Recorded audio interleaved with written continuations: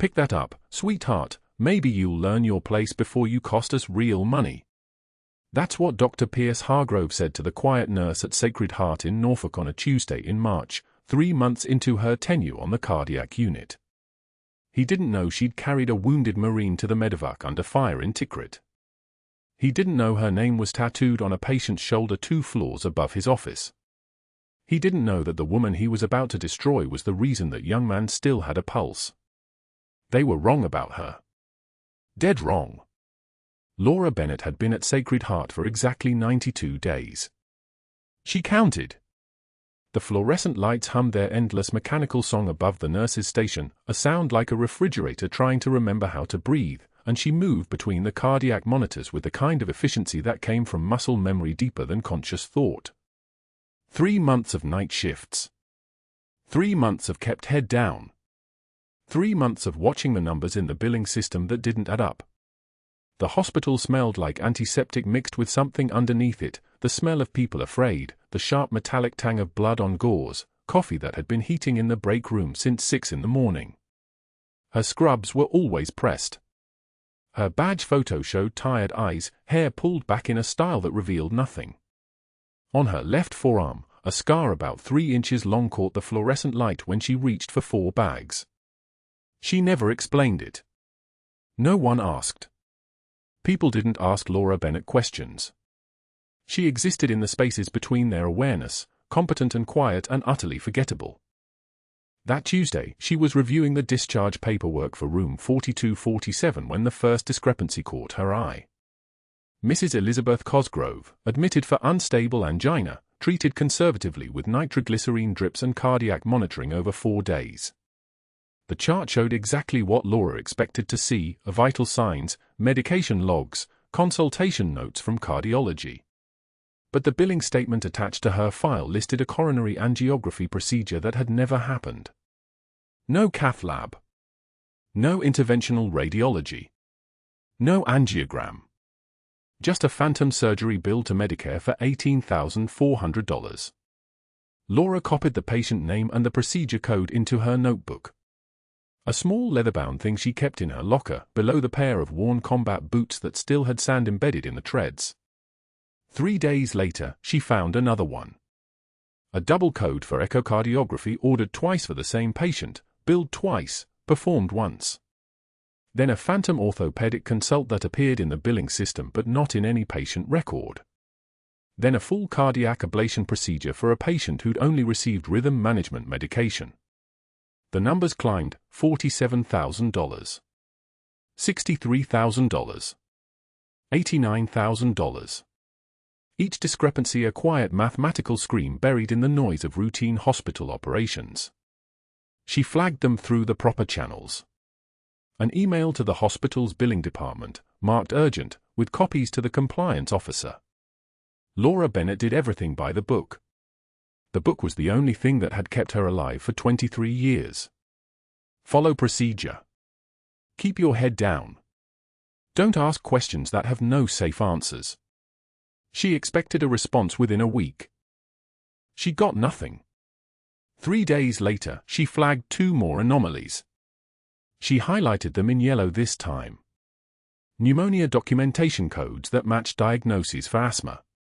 A surgical consultation for a patient who'd left the hospital 48 hours before the appointment was supposedly scheduled. Her emails became more specific, more detailed, the language shifting from curious to clinical. Here are the facts. Here are the numbers. Here is what does not align. She remained deferential, careful, the kind of person who would never presume to question a system that clearly had good reasons for existing. But she couldn't stop looking. In the 4th week of March, she was restocking the medication cart on the cardiac unit at 11:53 p.m., the hospital always quietest at that hour, the fluorescent lights buzzing like insects in the dark, when Dr. Hargrove emerged from the stairwell. He was tall in the way powerful men are tall, not because of his physical frame but because of the certainty that moved through his posture. His suit cost more than Laura's monthly rent. His watch was a Rolex Submariner, the kind that told you he'd bought success from someone else's inventory. He carried a tablet and wore the expression of a man counting other people's money while they slept. He'd seen her before. She knew that because she'd trained herself to notice when she was being observed. The training came from Tikrit, where being unobserved meant being dead. But this was different.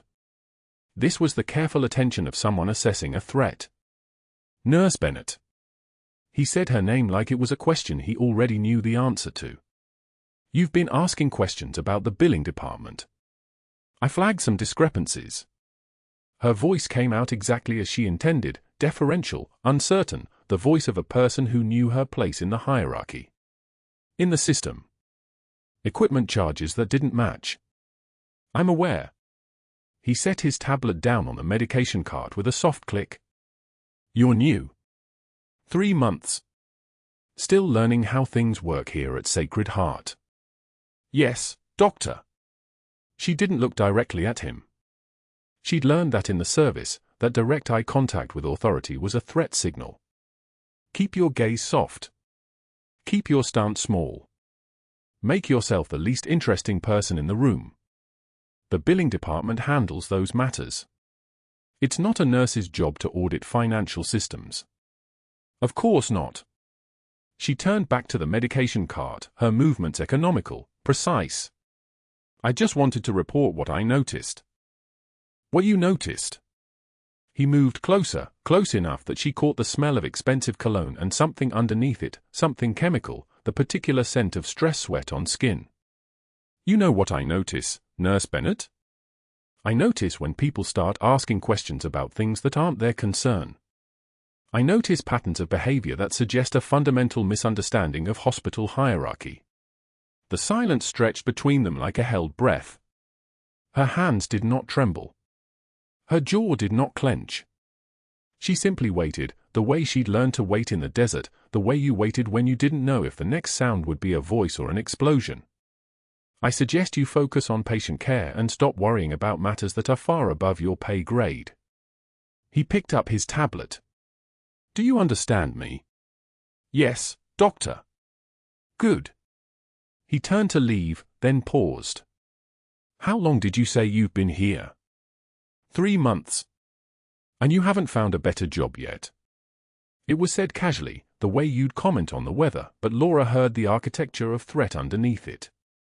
A woman of your background. I'd think you'd have more options. She didn't answer. She didn't know what he meant by background. She didn't want to know. She simply returned her attention to the medication cart, her fingers moving through the organized compartments with the kind of focus that made conversation impossible. When his footsteps faded down the hallway, she released a breath she hadn't known she was holding. Not a trembling breath. Not the breath of fear. Just a reset, a recalibration, the kind of breath you took when you needed to return to baseline. Later that night, during her break, she opened her locker. The combat boot sat at the bottom, beneath her personal items, their leather darkened by time and heat. The tread still held sand from Fallujah Street in Tikrit, November 2019, the afternoon when everything had changed. She didn't touch them. She just looked at them, the way you'd look at evidence of a life that wasn't supposed to exist anymore. In her second month at Sacred Heart, she'd learned about the young Marine in room 612. Admitted with shrapnel wounds from an IED explosion, right shoulder compromised, surgeons working to save the arm. She'd seen his chart before she saw him. The name just meant something to her in a way that made her chest tight. She deliberately avoided his room, taken extra shifts elsewhere on the unit, rotated her schedule so their paths wouldn't cross. There were some people you couldn't help, because helping them meant admitting you'd been alive when they thought you were dead. Means proving that the Pentagon's official story was a lie. It meant undoing 23 months of careful invisibility. The next morning, she logged into the hospital's billing system using her standard employee credentials. She had access to basic records, nothing classified, nothing that should have raised alarms. But she knew how to use access like a lockpick, not breaking in, just opening the right doors in the right order. Patient records led to charge sheets. Charge sheets led to provider directories. Provider directories led to the network of specialists who received payments that didn't match any documented services rendered. Phantom surgeries. Duplicate procedures. Medications billed but never dispensed. The pattern was intricate and enormous and utterly systematic. Someone had built this. Someone had organized it. Someone had made it work. And that someone was probably sitting 3 floors above her in a corner office with a view of the Norfolk harbor. She closed the browser. She clocked out. She went home to her apartment, 2 rooms and a kitchen in a building where the landlord didn't ask questions about references, and she looked at her phone for a long time without opening it. The number in her contacts was long disconnected. The people who'd given it to her were scattered across the world or buried in classified cemeteries. The Pentagon had told her, disappear. Create a new identity. Live a new life. Never contact anyone from before. She was following orders. She was keeping her head down. She was being exactly what they wanted her to be, invisible.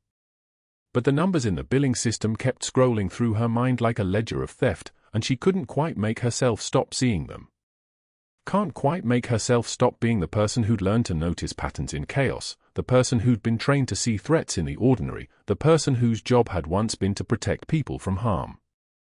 The thing no one told her about disappearing is that you can't actually disappear. You can only stop being seen. And the moment someone like Dr. Hargrove decided to look at you, really look at you, the whole careful architecture of invisibility starts to crack. Dr. Hargrove made his move during morning rounds. The patient chart slammed against Laura's station so hard the metal clipboard clattered like a gunshot, echoing across the nurse's station. 3 residents and 2 attending physicians turned to stare. His voice was a tank idling in a garage, low, dangerous, designed to carry. Pick that up, sweetheart. Maybe you'll learn your place before you cost us real money. Laura crouched to retrieve the chart. Her hands were steady. She took one measured breath and met his eyes with devastating calm. I've survived worse than you, doctor. The single tear that escaped was deliberate, not weakness, a performance for the witnesses. She wiped it away without breaking eye contact, her jaw tight, her composure a weapon. Hargrove's face darkened. He hadn't expected resistance. He'd expected tears, apologies, the flinch of someone who believed his authority. Instead, he'd found a wall. That afternoon in the hospital cafeteria, he orchestrated his masterpiece. The lunch crowd was dense, 200 people, maybe more, scattered across tables under fluorescent panels that buzzed like insects trapped in plastic. Laura carried her tray to a corner table where 3 other nurses had made space for her. She'd become accepted here, quietly, the kind of acceptance that comes from competence and silence. Hargrove stood at the center table, his voice cutting through the ambient noise with surgical precision. I'm offering even odds that Nurse Bennett quits within the week. Any takers? Scattered laughter.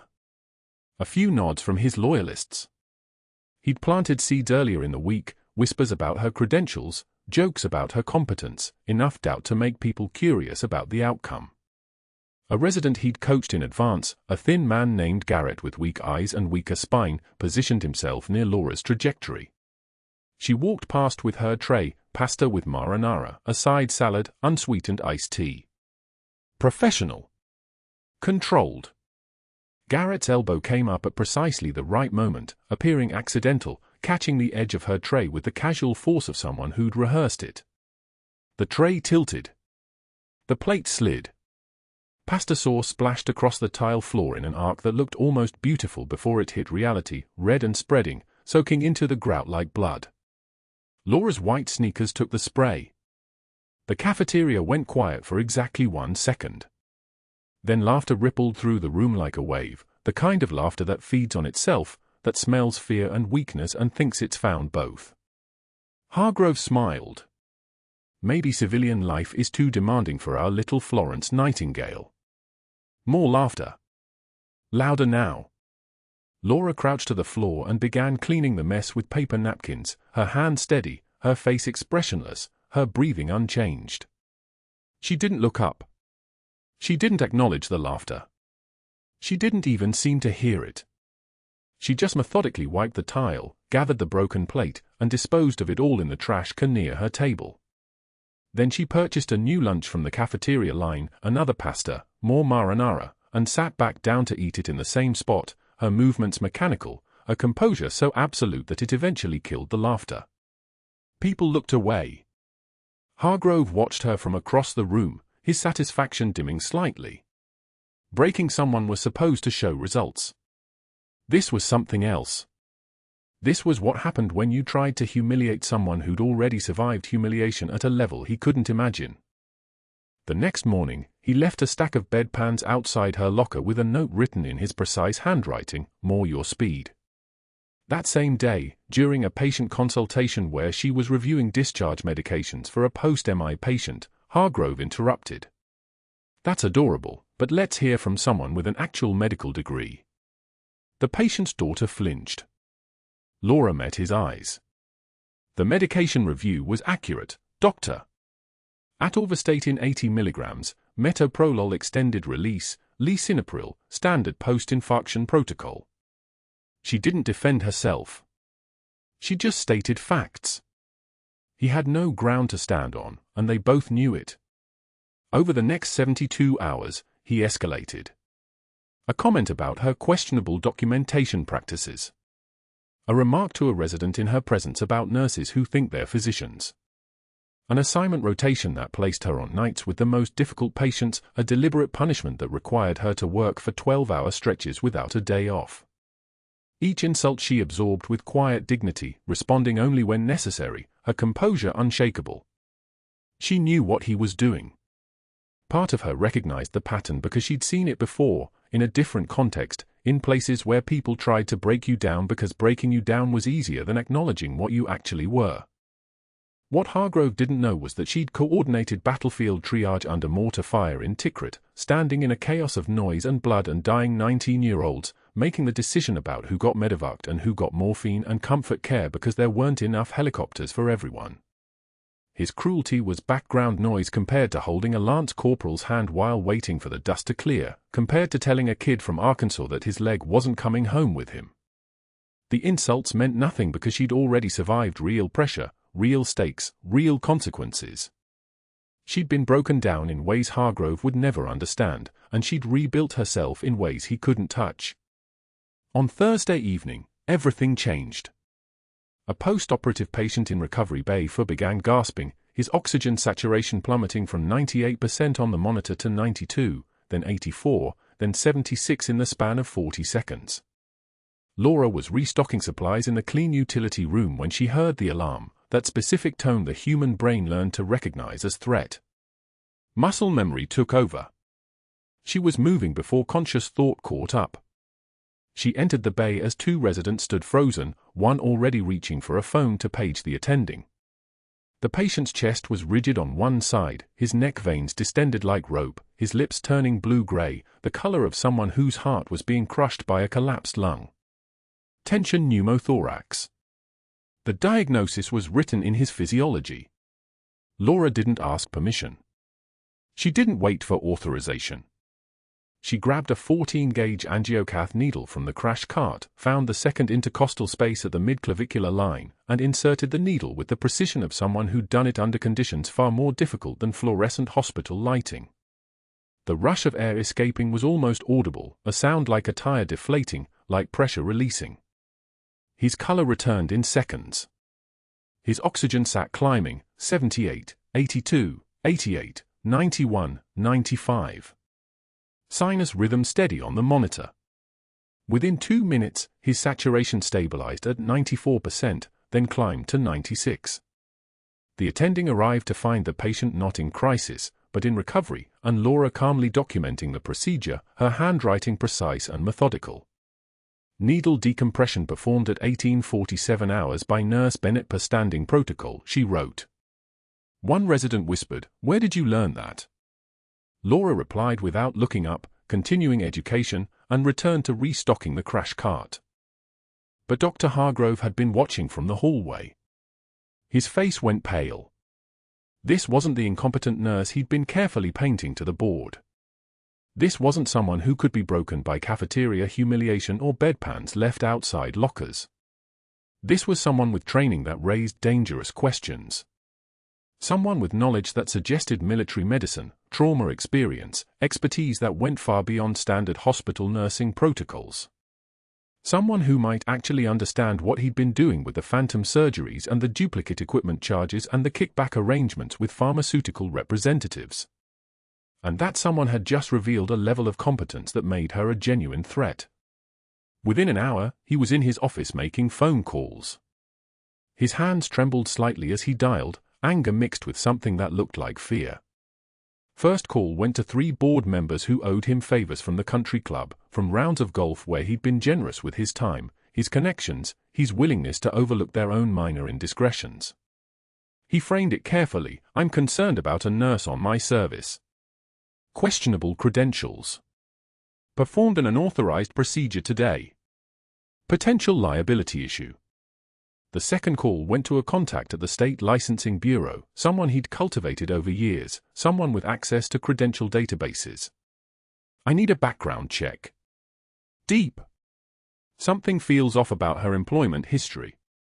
Gaps that don't make sense. Classified operations experience, maybe. Could be a security risk to the hospital. The third call went to a private investigator, a former detective he'd used before for messier matters. $5,000 for a full background on Laura Bennett.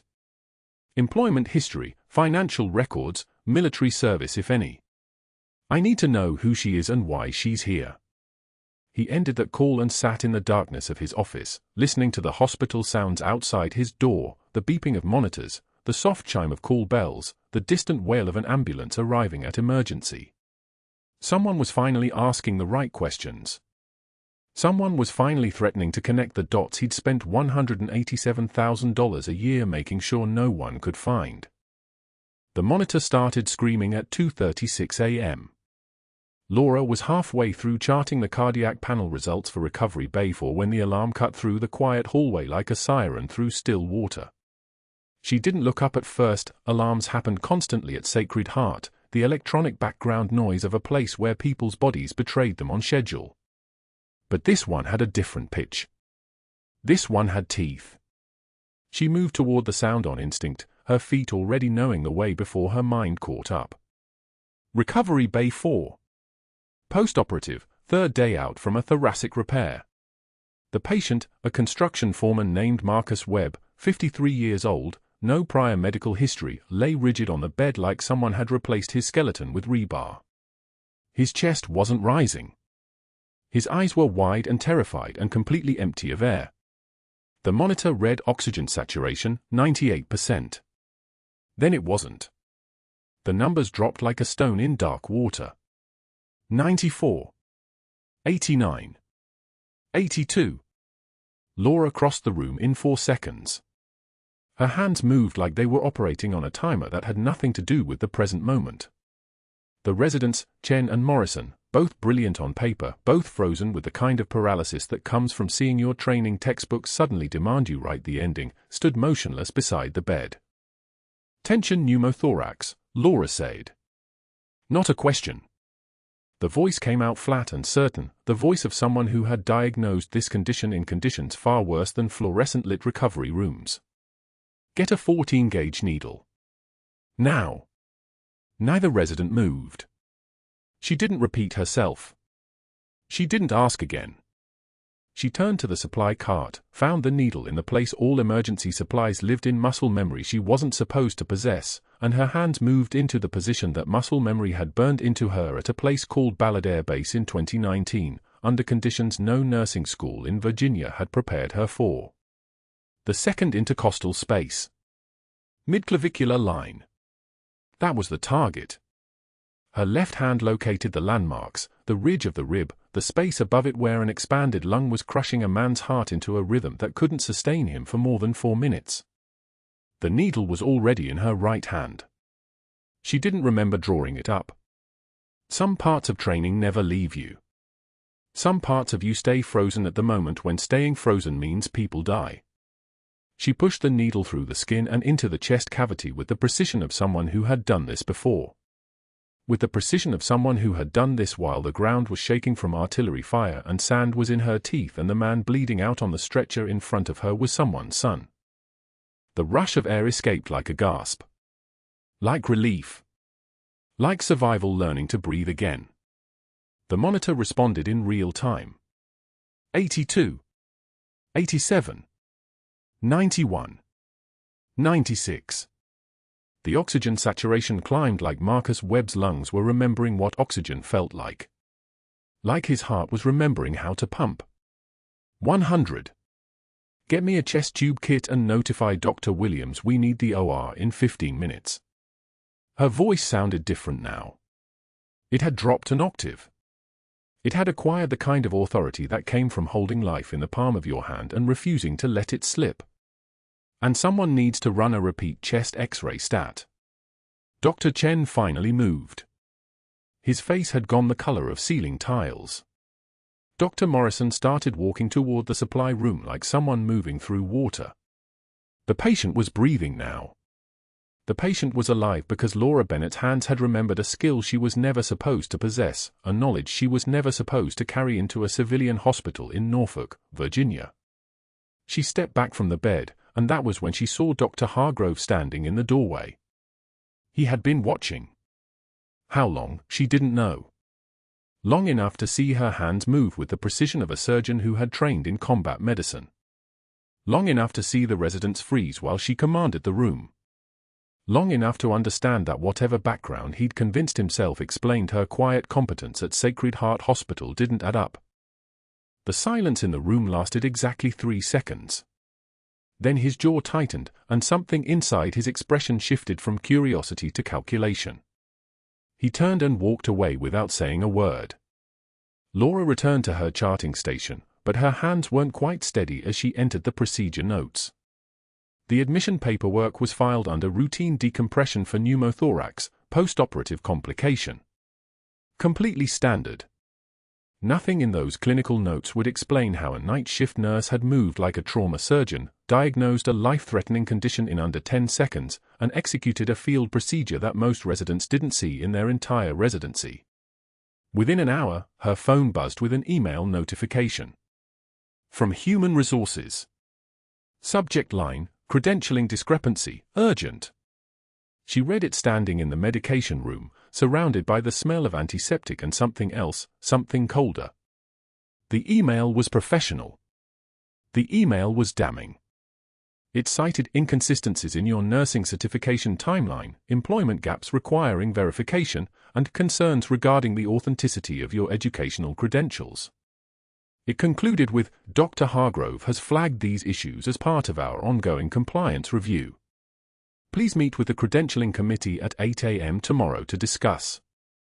Laura understood what had happened. She understood it with the same clarity that had let her diagnosis a collapsed lung in darkness. Hargrove had watched her save a patient he would have lost, and in that moment, her usefulness had expired. She had transformed from a quiet liability into an active threat. A quiet nurse asking questions about billing was manageable. A trauma-trained medical professional with access to patient records and a history she couldn't explain was a problem that required elimination. She called the HR department back and confirmed the meeting. Confirmation felt like signing something final. That evening, she drove home through rain that fell like judgment, her hand still remembering the feel of that needle, the exact resistance of tissue before it gave way to air. She thought about the combat boot still sitting in her locker at Sacred Heart, the one she'd worn in Tikrit, the one she'd used to carry a wounded Marine to the medevac when the mortar fire got too close. The one she was never supposed to wear again. The boots were the only proof of what she'd been. Everything else the Pentagon had erased. Every record, every commendation, every operation buried under classified stamps and paperwork that didn't exist. She had been ordered into civilian life. Disappear, they'd said. Disappear and stay disappeared. That was the deal, her silence for her survival. And now the past was reaching forward through her hands, proving she had never really disappeared at all. Just been quiet. Waiting. Carrying skills that wouldn't stay buried no matter how many forms the government filed. She parked in her apartment complex lot and sat in the car while rain hammered the windshield like applause for something she had never asked for. Inside the hospital, Marcus Webb was probably waking up in the OR recovery room, alive because of hands that belonged to someone who wasn't supposed to exist. Inside the hospital, Dr. Hargrove was probably making phone calls to board members, to his contact at the State Licensing Bureau, setting in motion the machinery that would erase her a second time. But that wasn't the worst part. The worst part was that she recognized the pattern. This was how it always happened. You tried to live a different life. You tried to be quiet. And then someone got hurt, and your hands moved on their own, and everything you'd buried came screaming back to the surface. She pressed her forehead against the steering wheel and waited for morning to come, knowing exactly what it would bring. Morning came grey and cold at Sacred Heart Hospital. The administrative office on the third floor smelled like burnt coffee and the particular sourness of fluorescent-lit dread. Laura sat across from a woman whose name tag read Patricia Welsh, HR Director, whose expression suggested she'd been instructed to deliver this speech with the warmth of a compliance memo. 2 security guards stood by the door, not threatening, just present. Final punctuation. Ms. Bennett, we've received several complaints regarding credential discrepancies, Patricia began, sliding a manila folder across the desk. Unauthorized procedures. Documentation irregularities. The State Licensing Board is launching an investigation. Your nursing license is flagged pending their review. She didn't look up. You're being terminated effective immediately for cause. We'll need your badge and hospital access cards. Laura's hands remained folded on the desk. She didn't flinch. The silence lasted exactly 3 seconds, then stretched into 4.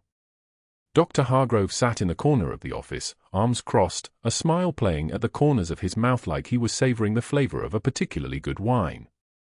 He'd orchestrated every element, the private investigator's report suggesting fraudulent credentials, the carefully planted complaints from residents he'd coached, the call to a board member who owed him money from a property deal that had soured for everyone else but him.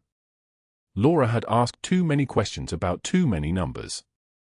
Laura had hands that had held lives together in ways that made his own competence feel like a parlor trick. Laura was a problem he'd solved. There's a cardboard box for your personal items, Patricia continued, sliding a key across the desk. Security will escort you to your locker. You have 15 minutes. The walk through Sacred Heart's corridors felt like moving through water. Other nurses looked away. Residents suddenly studied their clipboards. One nurse, Rodriguez from the night shift, caught Laura's eye and mouthed "I'm sorry," but said nothing aloud. That was how institutions worked. Survival meant silence. The employee locker room was small, windowless, painted the same institutional beige as every hospital storage area in America. Laura's locker was third from the end. She opened it and began to gather the small archaeology of her temporary life here, a cracked coffee mug with "World's Okayest Nurse" printed in fading letters, a dying succulent on the upper shelf that she'd been trying to revive for 6 weeks with water and hope and neither had worked. A photograph in a plastic frame showed her unit in Tikrit, summer 2019. 43 faces. Half of them had lines drawn through them, memorial markers, the visual language of loss. The security guard stood behind her, impatient. His name was Marcus, a good man who'd worked here for 14 years, and he looked profoundly uncomfortable about all of this. "I need my boots," Laura said quietly. They were on the locker's floor, beneath the small shelf, still laced as she'd left them. Combat boots, Belleville brand, the leather worn smooth and scarred from 2 decades of terrain that included everything from desert sand to mountain snow. They smelled like memories. They smelled like Tikrit. "I need you to move along. There's a timeline." Laura reached down. Marcus shifted his weight, blocking the space below the shelf slightly with his hip. A subconscious gesture, not aggressive, just the body's instinctive protection of authority. She didn't argue. The boots would stay. Some things, when you lost them, you didn't get to retrieve. By noon, Laura stood at a bus stop 3 blocks from Sacred Heart. The cardboard box had cost her nothing but came with water damage already seeping through its bottom corner. Rain hammered down with the rhythm of small fists against the box's top. Her clothes, her civilian clothes, the one she'd bought at Target for $17 because they were supposed to make her look like someone who belonged in a hospital as a regular person, were soaked through. Her hair hung in wet strands. She looked smaller than she was, diminished somehow, as if the institution had compressed her in some way that applied pressure without leaving visible marks. A text arrived from Rodriguez. Everyone knows this was BS. I'm leaving in 2 weeks. Can't stay here. Another from a resident. Hargrove's a predator. Watch your back. Laura didn't respond to either. Text messages created evidence, and evidence created complications. She'd learned that lesson in Tikrit, where everything you said could be used to prove you'd exceeded your authority, even if that authority had been the only thing keeping someone alive. The bus arrived at 12:44 p.m. Its brakes released a long, sad hiss, the sound of surrender, of capitulation, of systems accepting their role in moving people from one place to another without asking questions. Laura boarded and sat near the back, the cardboard box on her lap, holding it against her chest like it contained something fragile and irreplaceable. Outside the windows, Norfolk's afternoon traffic moved with no particular urgency or purpose. Somewhere in the city, people were eating lunch and checking their emails and living the uncomplicated life of not knowing they'd once stood next to someone whose hands had held children's lives together on a medevac under fire.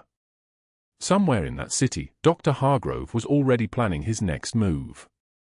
By evening, Dr. Hargrove sat at a table in Fortunato's, the steakhouse with the wine list that ran to 47 pages and the kind of quiet where money made all the noise necessary, across from the private investigator, whose name was James Cutter and whose particular skill lay in finding problems in people's backgrounds that could be turned into institutional leverage.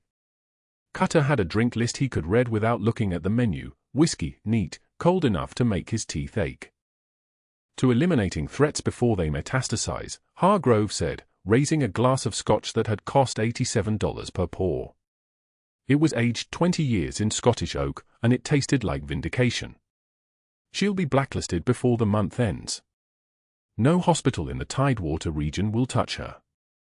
No pharmaceutical company will hire her. She's radioactive.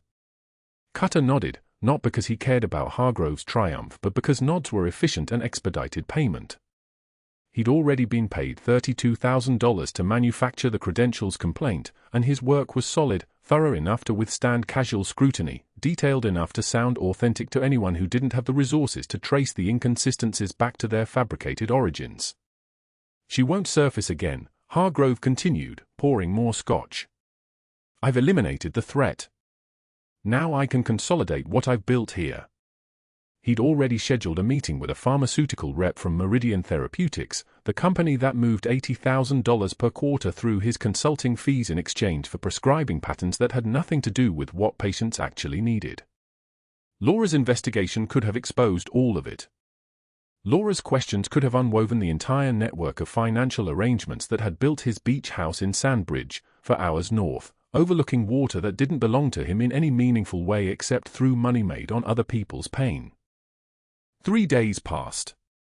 3 days of rain in Norfolk, the kind of rain that suggested the sky had decided to weep on behalf of everyone beneath it who didn't have the capacity to weep for themselves.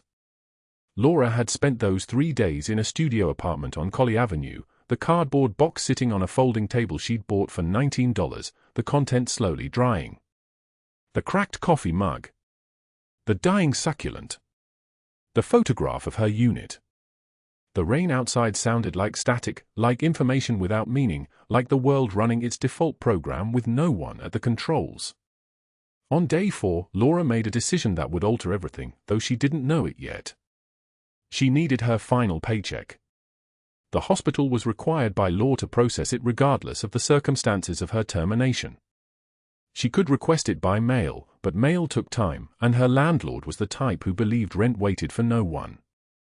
So on a Thursday morning, with her hair down and civilian clothes and the kind of careful invisibility that comes from practice, Laura walked back through the doors of Sacred Heart Hospital as if she had every right to be there.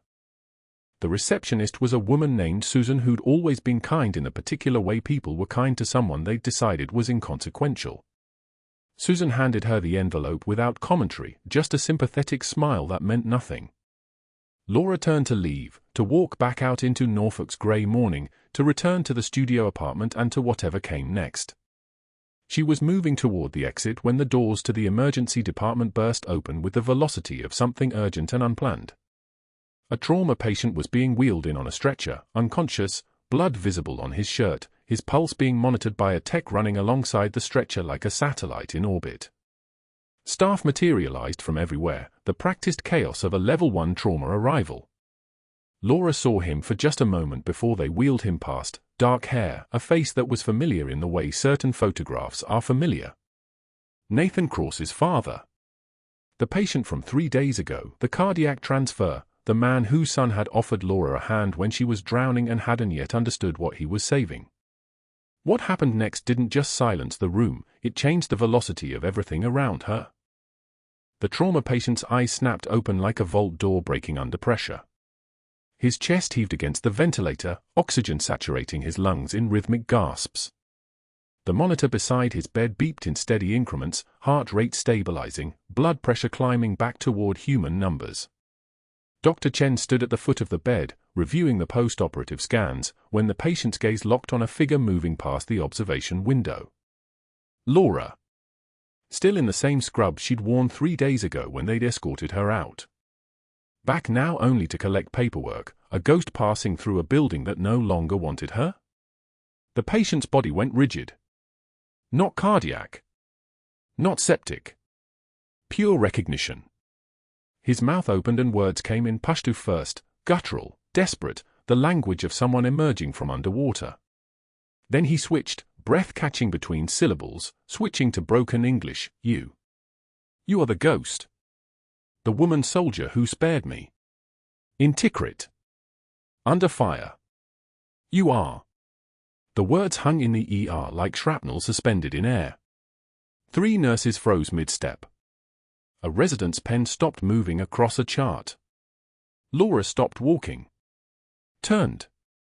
Met his eyes.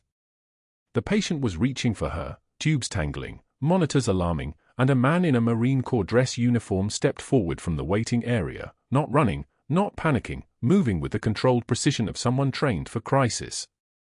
A lance corporal, his rank insignia catching the fluorescent light. His hand settled on the patient's shoulder with the weight of absolute authority. Dad. Breathe. In through your nose. Then he turned to Laura. The resemblance was immediate, the patient's son, the man who'd offered her a hand at the lowest point of her life, not knowing he was saving more than just her dignity. His voice was steady, military-grade calm. Senior Chief Petty Officer Bennett. My father was an insurgent. In Fallujah, 2007. You captured him during a raid. You treated him instead of leaving him to die. The ER had gone dead silent. The kind of silence where you could hear the ventilator pump its mechanical breath, where you could hear the rain starting outside, where you could feel the world's axis shift 3 degrees to the left. Laura's expression didn't change. Her hands remained at her sides. But her eyes went the color of the Atlantic in winter, a color that had seen things that would break normal people, a color that had learned to hold entire battlefields in its gaze. The waiting room doors opened before anyone could speak. They didn't open, they parted.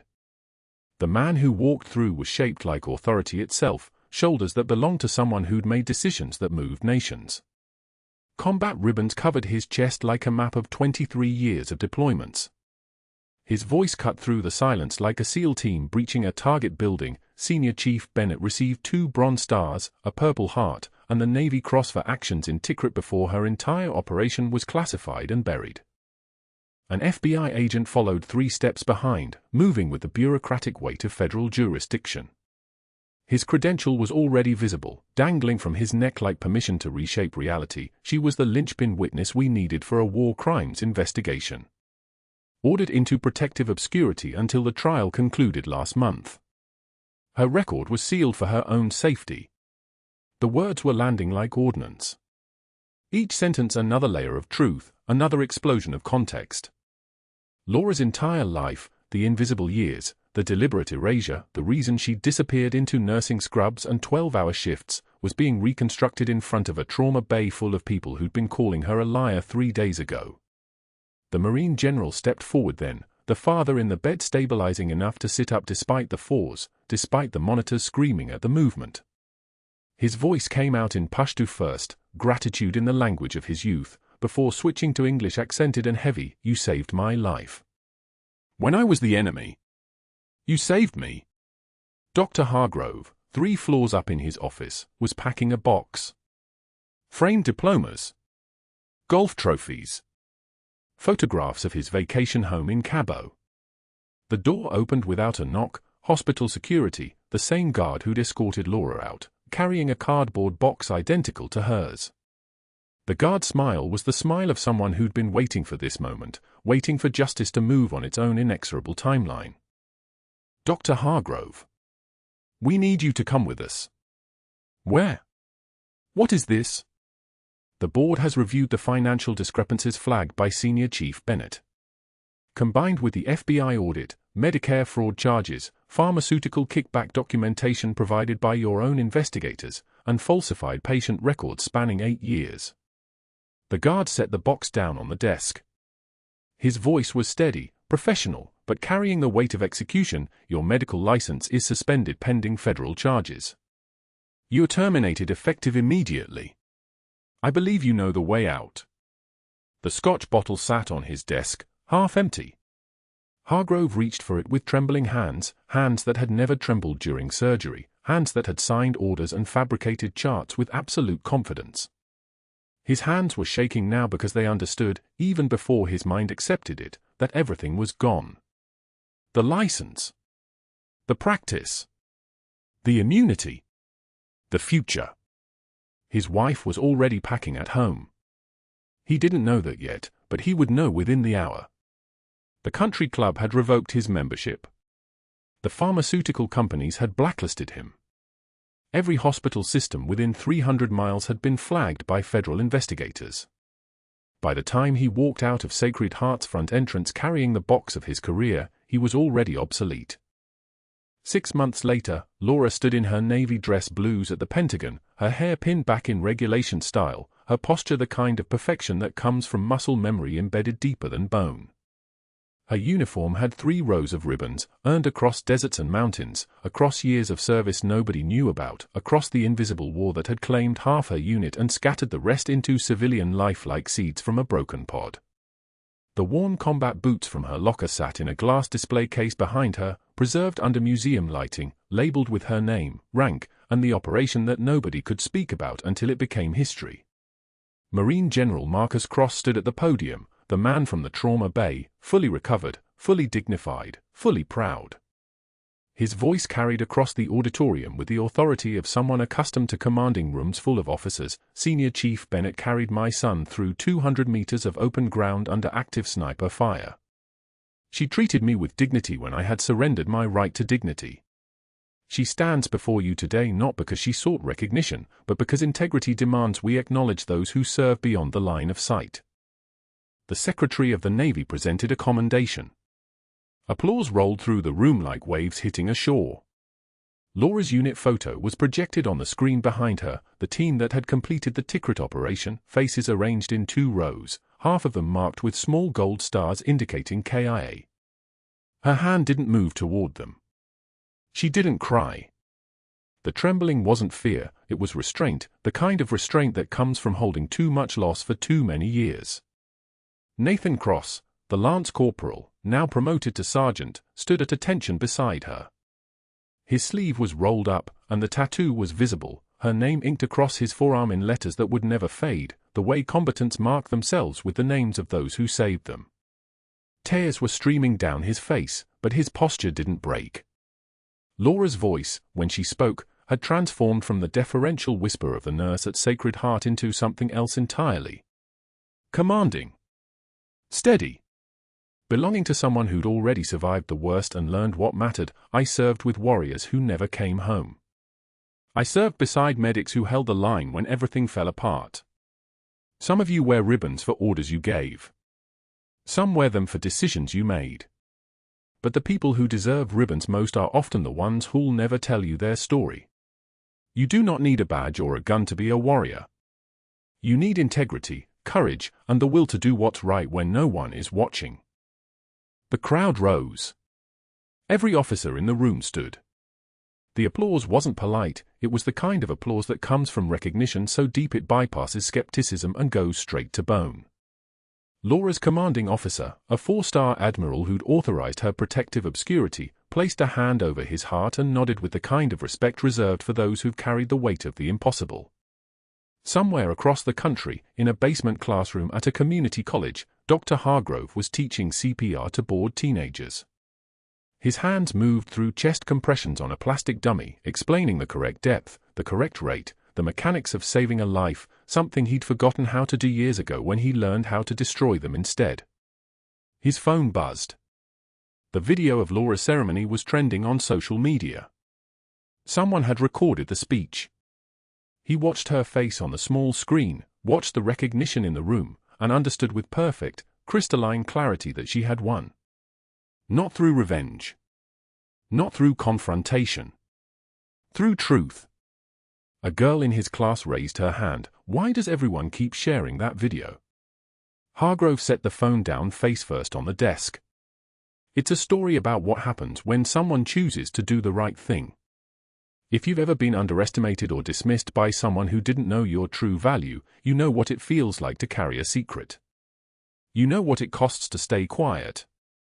Laura's story reminds us that the most powerful person in the room isn't always the one making the loudest noise. Sometimes it's the one who's been to hell and back and learned that integrity is the only currency that matters. Subscribe for more stories about people whose greatest power comes from what nobody else can see.